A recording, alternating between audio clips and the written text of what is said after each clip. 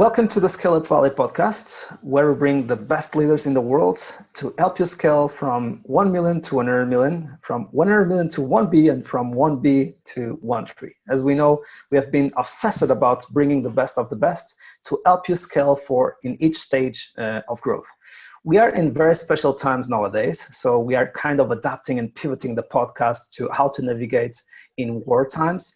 And we are much more talking in the segment today of 1 million to 100 million. We have a very special guest. Her name is Leanne Kemp, the CEO at Everledger. And Leanne, welcome to the show. Thank you for having me. Thank you. And so let's get to know a little bit more about yourself. I know that you are involved in a lot. You have a huge experience, an amazing career. So let us know a little bit more. How did you end founding the company, and where you are in terms of stage of growth at the moment? Yeah, sure. So I'm a self-taught engineer. My accent is very clear. It's from Australia. So I'm broadcasting from my home in Brisbane. Cool. You know, I've worked in RFID technology in the mid-90s, which is radio frequency identifications at the silicon chip and inlay level. I've had a number of companies. I guess one could say I'm a serial entrepreneur, which just translates to being unemployable. So no one would ever give me a real job. By virtue of the way I think, sometimes the way I act, even maybe the way I speak. Everledger began in the heart of London in 2015. And I guess it brought together my patchwork quilt of experience, both in business and in technology, as well as spending some time in the diamond and jewelry industry since 2007. So it's very clear that the industry, it's a 500-year-old industry. It's hyper consolidated geographically, as well as with the major participants in the supply chain. But it was also facing a series of challenges globally. And one of the big sort of challenges that still existed today was blood diamonds. So we thought if there were new technologies that are being born, it's not necessarily a single threaded piece of technology that will solve this problem, but a combination of blockchain and artificial intelligence, machine vision, big data sets, and a forensic sort of set of technologies to be able to get the identity of a diamond. We built a platform of provenance to enable the traceability from the source of the mine right the way through to the retail network. Now, we're 5 years old next month, actually. So I think we'll be celebrating our birthdays in a true distributed form across all of our offices, quarantined in our houses. And that vision has now become true. We have 5 operational centres, about 100 people in the company. And we service not only just the diamond industry, but coloured gemstones, work in luxury goods with some of the leading brands, as well as now looking towards the future, not just asking the question, where does it come from, but asking the question, where does it go to after it leaves me, which is the principal question that's really leading us into building the rails of traceability for the circular economy. So single time use, we manufacture this thing, but inside of a device, laptops, mobile phones, e-waste is prevalent around the world. We can reuse and repurpose the metals and minerals in that device to either build another device or even maybe put it into the diamond and jewelry industry to make a piece of jewelry. Yeah. So for the listeners, we are recording this with video. So Leanne was just showing me the smartphone. So that's the device that she was talking about as an example. And so you were talking that in terms of head count, you are 100 in 5 operational centers around the world. Did you raise? Can you just tell us a little bit more fundraising data and what investors? Sure. Yeah, I mean, we raised with some pretty interesting strategic partners, Tencent, Bloomberg, Rakuten, and Fidelity would be our main anchoring investors, and we raised about $20 million US. That round closed actually in around July last year, but we made those announcements in the media in September. And Tencent is a pretty cornerstone investor, which enables us to look at mainland China and most of the ASEAN developing countries as a part of our next next phase of growth. Absolutely, that's great. And if my memory is correct, so you have just raised those funds recently, which was a very good timing right before this economic meltdown, right? Yeah, I guess serendipity. The timing is everything, as they say. There's a great set of entrepreneurial think tanks around the world that subscribe to building a team and getting a product and, having a great founder and a CEO, which of course I subscribe to, but really to be an amazing entrepreneur, a successful, amazing entrepreneur is to be able to understand timing. Amazing, very good insights to start the show. And so we always discuss these 3 critical ingredients to scale that are also applied to navigate war times. Number 1 is radical focus. Number 2 is world-class leadership, and number 3, culture of execution, that we are now pivoting to sense of urgency, but it's all related with the culture of the company. And starting with radical focus. So we are in a time of huge uncertainty. The good news is that usually entrepreneurs and people who join startups and scale-ups are much more prepared for uncertainty than people that are working in the more established industries and companies.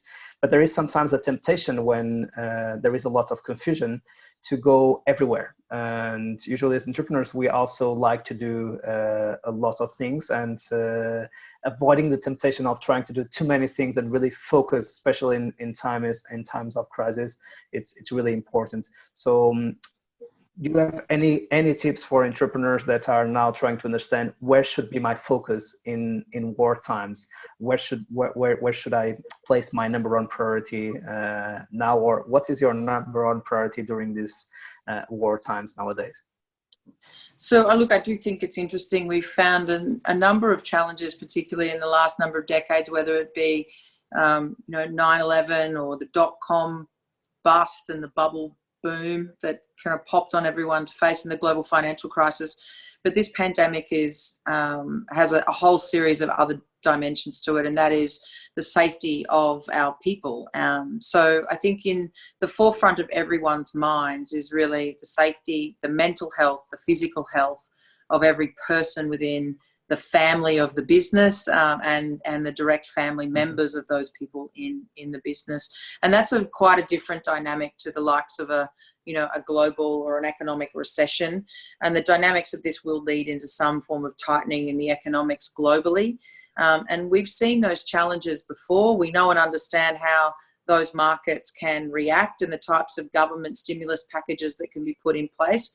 But again, what is so strikingly different about now is that this is an entire global synthesized effort which needs to be brought together. So to a certain extent, we are all equal in this. We are all facing, every single person in the world is facing this. There is no one immune to the pressures and the challenges of today. I would say we need to be realistic about just how critical this virus is, both from an economic standpoint and also from a physicality of the human race. And the types of decisions that must be made with both of those lenses in view. It's not going to be an easy road. I don't think it's something that is just weeks to resolve. It's definitely months and is likely to probably mark 2020 as an economic amnesia, in that we will all want to forget, or it became such a blur of stress that we'll have a series of moments where, what did we do in 2020? It was, something that we can't remember and we would like to all forget. I think to be on a war room footing is really important, and you need to ensure you have double speed, but ultimately cash is king and liquidity is king. So as much as you're able to reduce variable overheads, our human resources shaping, now that might look like a series of activations. It could look like redundancies. That's certainly not the place that Everledger is at, but we are looking at how do we recalibrate the realization and the reality of our runway, our revenue lines, and the construct of our discretionary spends, and we may be able to think about different ways that we can use our resources, our online resources, and work even more deliberately actually with some core and key customers.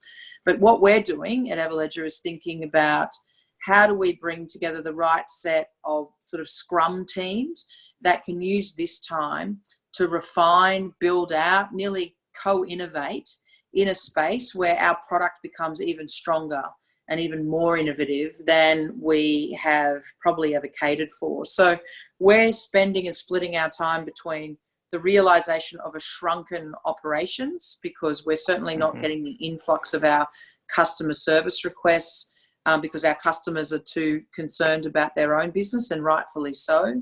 And in the meantime, we're starting to now understand what is short-term and long-term strategies, and how do we actually double down on our product in this time. So our core engineering team have not stopped.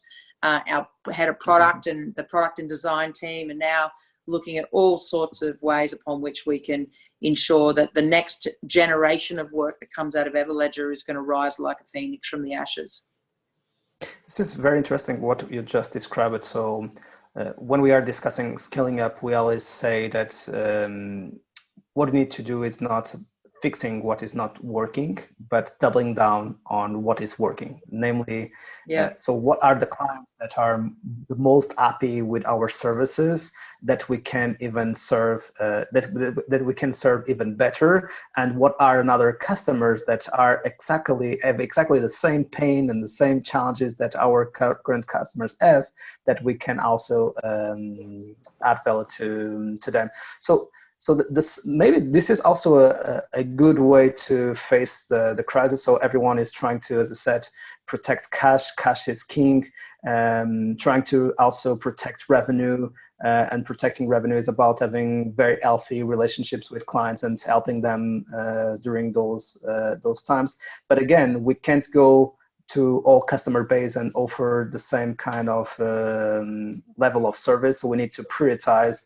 And maybe we need to see what are the customers that we want to keep for the long run instead of trying to protect all the revenue, all customers at the same time, and maybe they are not the best fit for the future. But this can be very painful in a chaotic situation when we have a client trying to negotiate to suspend the account during this period, or even to cancel the service. So how do you react about prioritizing over certain segments or trying to protect all customer base? I do think it's interesting because it depends on the type of company that you're running, and Everledger is a critical pathway provider in that we become a digital rails of trade. So we're not necessarily a discretionary spend to some of our customers. Some of our customers, we certainly are a discretionary spend. And it's those that are a discretionary spend, you can either treat in one or two ways: accept that you are and fold that customer down in the meantime, or alternatively, consider the types of critical pathway works that they need to undertake and whether we have some match fitting into that critical pathway. So move the customer from what was once a discretionary spend into a critical spend commitment.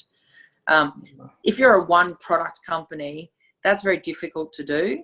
But if you're a platform business, which is what we've migrated across to, then that can be done in the strengthening of two different ways. One, you can look at what that opportunity is on a cost modeling and provide for it. Or secondly, you could actually think about doing that through a multitude of partnerships, which is really parts of the work that we're endeavouring on this year, is how do we actually build up Everledger into Evermore, where we have these complementary partnerships where we're able to actually build out sticky points on our platform, and maybe it's 10% of Everledger's core functionality and 60% of our partners' functionality, but joined together, we solve in a really agile, with athleticism, a problem that customer has that alone we couldn't solve, but jointly with our partnerships we can solve. And that then creates that stickiness in the customer base that wouldn't actually be there if we were just trying to convince them to stay on a subscription service. Does that make sense?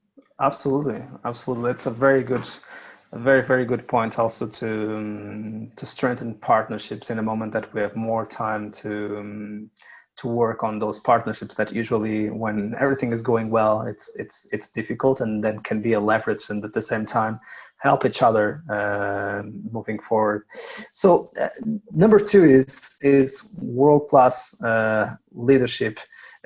Part of protecting cash is looking for expenses and providers in our P&L statement, and going through also what are the team members that might be more affected during this period of crisis.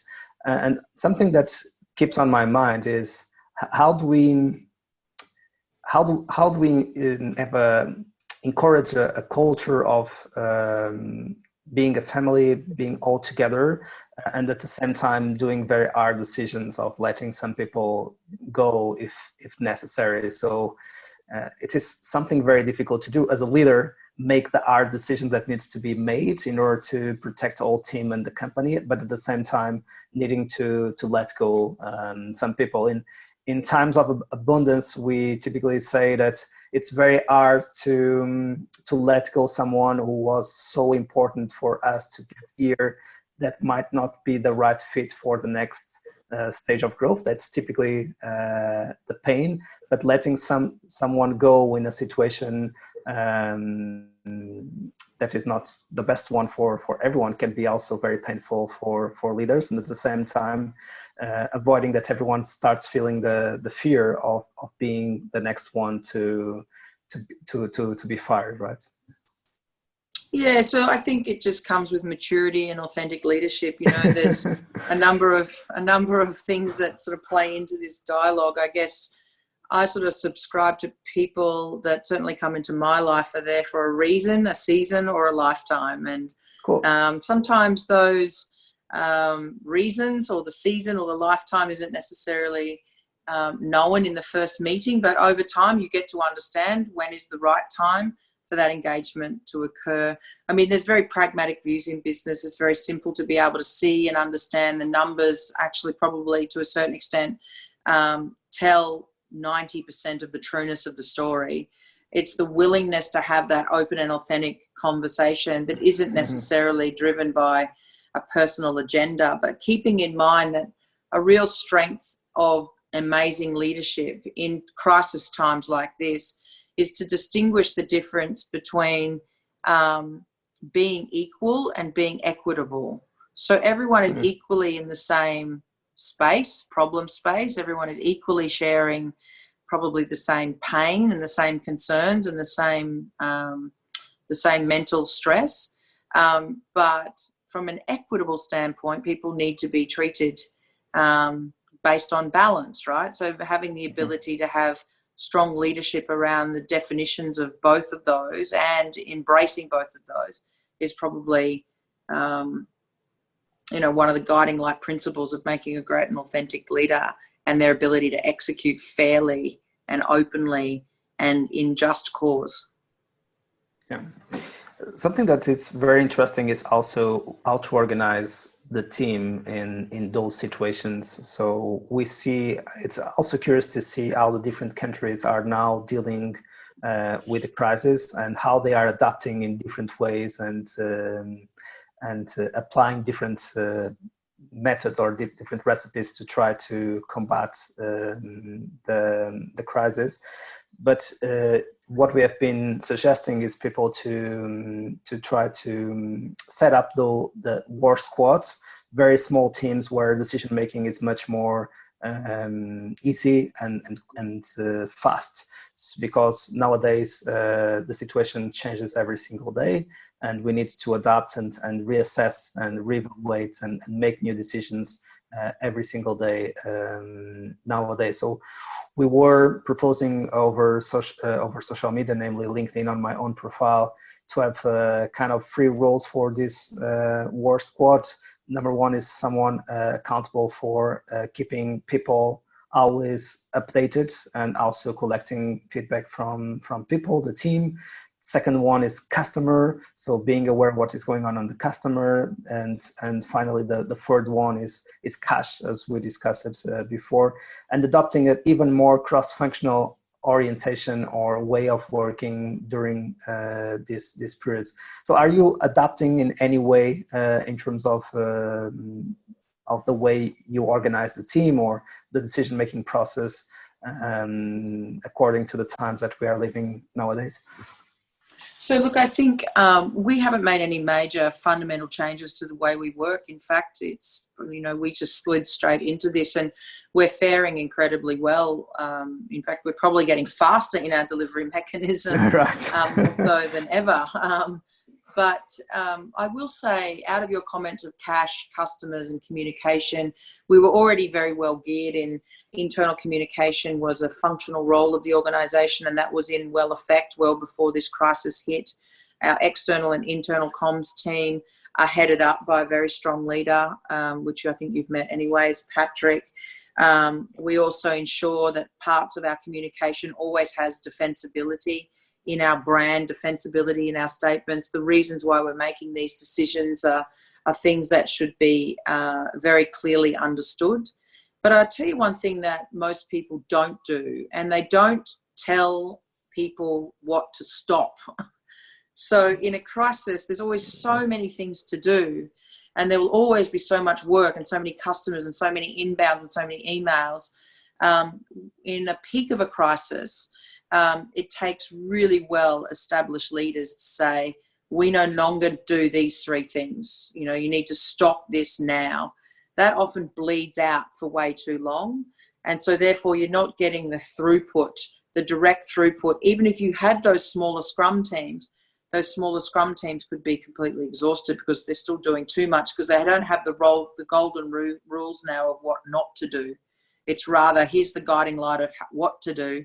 And that's often very broad. So to be really definitive in, we stop all these activities now. These are no longer a priority to deliver, into those sort of, 2 or 3 horizons. I also think instead of trying to scale the heights in one zenith climb to the top of a mountain, well, let's take some really great examples from athleticism or mountaineering. They always re-establish their footing in base camps and then in milestone camps. They re-oxygenate, they rest, and they re-look at the weather patterning on that next day. You can have the best pinnacle climb to the top of Everest, but unless you're actually weather matching out of the day and the current sequencing and the health of the athlete, then you actually can say, we don't do that climb today. We either go back down or we're going to wait it out for 12 hours. And I think that is also a part of leadership, those that really understand that leadership isn't all about, here's the trajectory plan, now let's go. It's a continuous base camp to a recalibration of the weather system. What's an amazing example, and it's a very good introduction to the third point, this culture of execution or sense of urgency. Nowadays, the most important rhythm of the team is the daily. Some weeks before, it was maybe the weekly. And so, what are some of the rhythms that are important for you to keep your team on the same page and focus it on what needs to be done, and also having the courage, as you said before, to say no to some of the priorities that were in the roadmap before? So we have to have a multi-gear system within an organization. So daily stand-ups at a senior level would not be the best use of the senior executive's time, but certainly daily stand-ups in small scrum teams that are delivering, or even, half-day DevOps stand-ups is also something that's probably critically important if you've got critical infrastructure. But it's less about the stand-ups and more about, as I said, that weather patterning system and the feedback loops. So you can stand up as much as you want on a daily basis or an hourly basis, but if the next horizon or the other piece of the team or the equipment isn't ready, then there's no sense in trying to, ladder out. So this dependency between teams is critically important. that baton change, going back to being an athlete. When you think about how you baton change with a relay team, you've got to be able to perfect that changeover with the baton. Got it. Cool. That's very good point again. And yeah, we are coming to the last question of the show, and our favorite one, which is, if you would have the opportunity to meet Leanne 5 years ago, and what advice would you offer to your younger self? Well, that question, if you met me 5 years ago, it was in the middle of London with this burning desire to solve for a grand challenge that I just knew I was right. And the advice that I would give to myself looking back was to be a little kinder to myself through the last 5 years journey, that to give myself the time to oxygenate at each of those climbing points to the zenith, because I certainly probably wasn't as kind to myself as I wanted to be, because I was just continuously running around to ensure that I was not only just educating the world on blockchain and educating an industry, but it was also a pretty big journey to make the market. And I think, sometimes you lose sight of who you are and the connectedness that's needed outside of just this burning desire to be the change that you want to see in the world. That's amazing. Leanne, thanks so much for inspiring us and for sharing your experience with us, and some tips about how to navigate during these war times that we are all living in. My pleasure. You've become the best podcast Sherpa I've ever spoken to. So well done. Thank you very much. Very kind of you, and to our community, thanks for being on that side. We keep bringing you the best of the best, so you can navigate those war times in the best shape possible. So see you soon. Stay healthy. Stay strong. See you soon.